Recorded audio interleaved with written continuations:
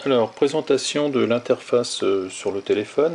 Donc je démarre l'application, la voici. Alors, il y a plusieurs choses, un petit titre, un autre titre sur la vitesse du moteur, un bouton on pour démarrer le moteur, un bouton off pour le stopper, un curseur. Voilà, si on bouge le curseur, on aperçoit la valeur du curseur qui affiche une valeur en pourcent. Voilà. Alors en plus ici on a un message d'erreur parce que le Bluetooth n'est pas connecté, j'ai pas fait la connexion. Le fameux bouton de connexion du Bluetooth et un bouton de déconnexion. Donc justement je vais connecter le Bluetooth. Voilà. Voilà. Et lorsque le Bluetooth est connecté, on a un affichage ici, Bluetooth connecté, qui s'affiche en bleu. Si, donc on démarre le moteur, on fait varier la vitesse, on le stoppe, et si je déconnecte le Bluetooth, toc, j'ai un message Bluetooth déconnecté en rouge. Voilà l'interface sur le téléphone. On va voir maintenant comment faire cette interface sur le logiciel App Inventor.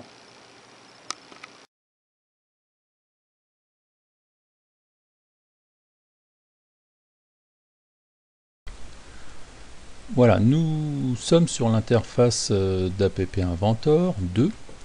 Donc l'écran est divisé en 4 parties. La partie de gauche, ici, où on retrouve en fait une bibliothèque d'éléments que l'on va pouvoir prendre et glisser sur l'écran du téléphone. Donc si je prends un bouton, je le glisse tout simplement.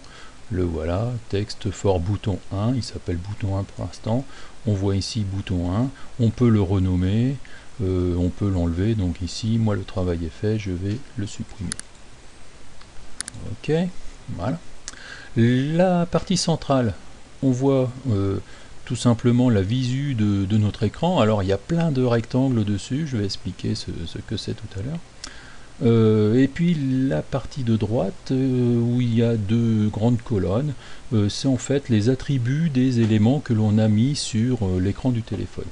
Donc avec ici les propriétés de couleur, de type d'écriture, et ici le nom des éléments que l'on a placés et que l'on va devoir programmer après en allant sur les blocs.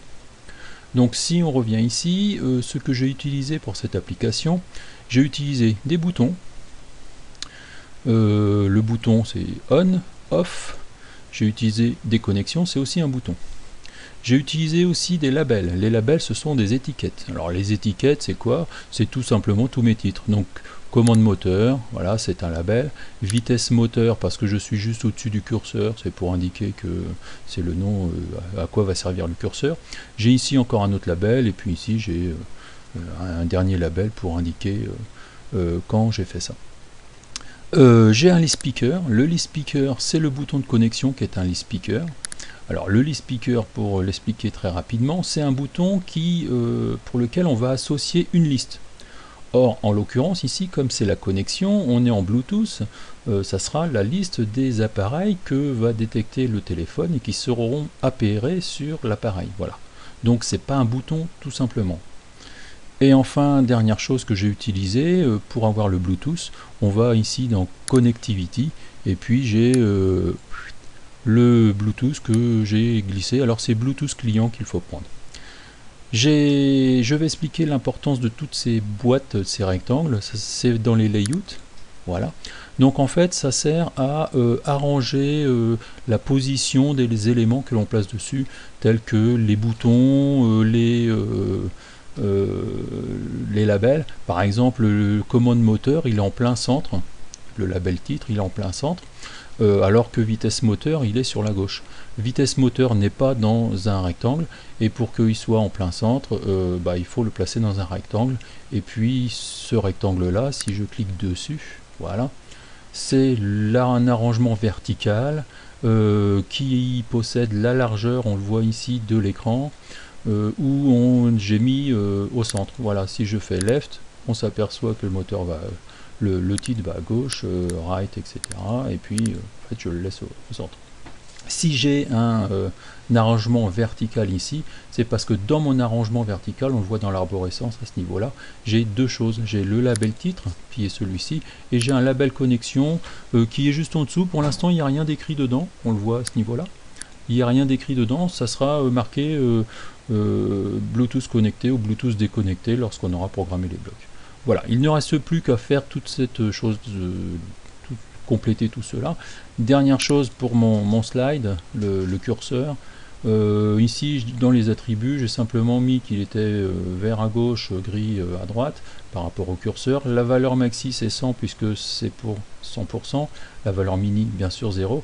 Et thumb position, en fait, c'est la position du curseur au moment du départ. Donc là, je l'ai mis à 0, c'est-à-dire tout à gauche. Voilà. Il ne reste plus qu'à compléter en fonction de chacun.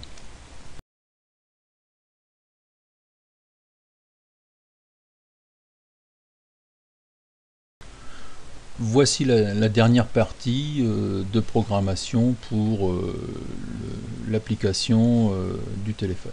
Donc pour cela on est allé à droite, à ce niveau là j'ai cliqué sur Blocks, tout à l'heure on était dans Designer pour l'interface visuelle, là maintenant on va dans Blocks, c'est à dire que l'on va programmer tous les éléments sur lesquels on va agir au niveau de l'écran. Alors on va programmer quoi? Si je reviens sur Designer, il faut faut dire au téléphone ce qui va se passer lorsqu'on appuie sur On, lorsqu'on appuie sur Off, lorsqu'on appuie sur Connexion, Déconnexion et lorsqu'on bouge le curseur. Tout le reste, à côté, on ne va pas programmer nos boîtes ou les titres, ça ne sert à rien. Donc je retourne dans Bloc et on voit différentes choses. Alors on voit mes boutons, j'ai mon bouton de déconnexion, j'ai le bouton On, j'ai le bouton Off. Alors on va commencer par cela puisque c'est le plus simple. Donc en fait, lorsque je clique sur le bouton déconnexion, j'appelle le Bluetooth pour le déconnecter. C'est pas plus dur que ça.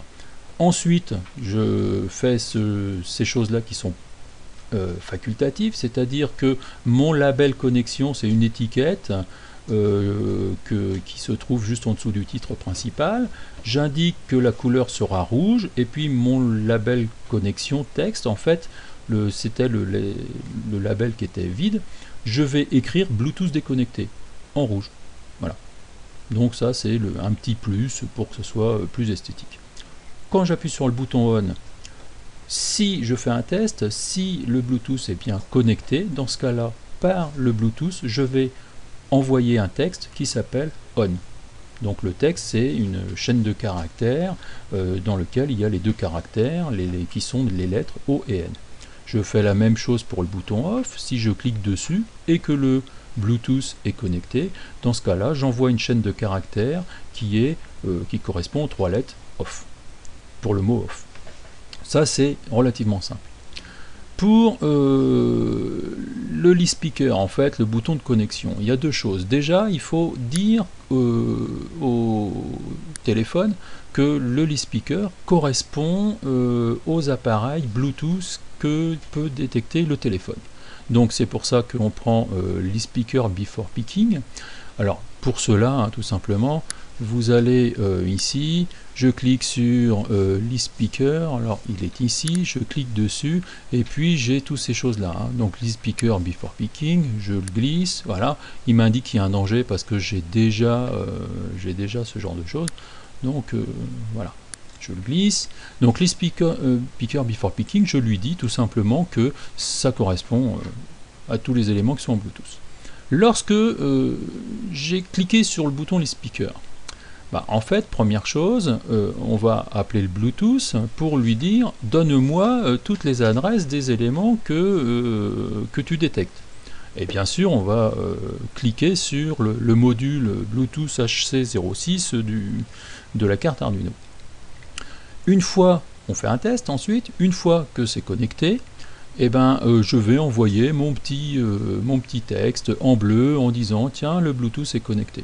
Alors que tout à l'heure, sur le bouton déconnecté, c'était le texte en rouge, Bluetooth déconnecté.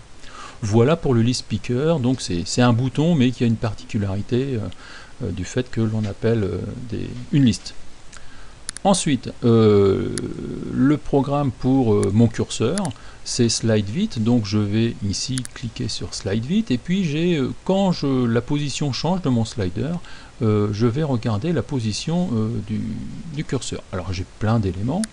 Alors ce que j'ai fait, c'est que lorsque ma position change, je vais par le Bluetooth envoyer un texte. Donc je joins un texte qui est l'arrondi de la position du curseur. Donc comme j'ai une valeur qui va de 0 à 100, bah en fait je vais envoyer une trame de caractères qui ira de 0 à 100, tout simplement.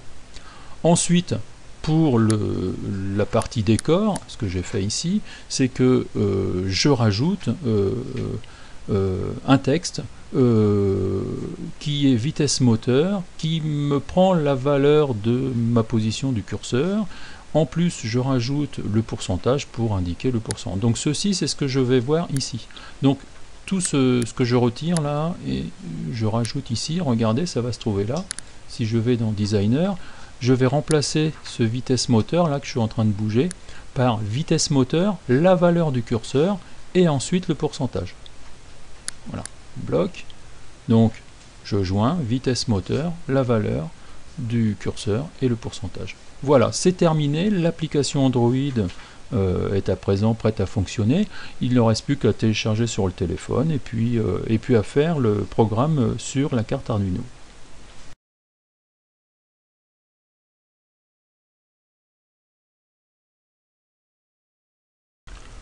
Alors voilà le programme pour l'Arduino. On se rappelle que on va recevoir du téléphone soit un texte qui est on, soit un texte qui est off avec les deux boutons, soit une valeur qui va de 0 à 100 venant du curseur. Donc ici je déclare une variable de type string, donc c'est des chaînes de caractères. J'ai trois variables, une que je vais appeler tram, une que je vais appeler texte et une que je vais appeler valeur vitesse, valeur vite. Je déclare les variables du moteur, donc qui sont des variables entières, donc des nombres.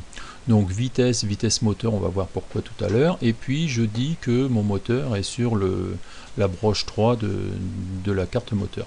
Void Setup, j'indique absolument que la vitesse de transfert se fait en 9600 baud, puisque le module Bluetooth travaille à cette vitesse-là. Et je lui indique aussi que mon moteur A, la sortie, la broche 3, c'est un output. J'ai une routine pour traiter la trame où je dis que si la trame commence par la lettre O, donc forcément mon texte, qui est une chaîne de caractères, va prendre la valeur de la trame. Si ce n'est pas le cas, ça sera ma valeur vitesse qui prendra la valeur de la trame. Donc c'est pour dissocier les deux parties que l'on peut avoir, soit les mots on ou off, ou alors la valeur qui peut aller de 0 à 100.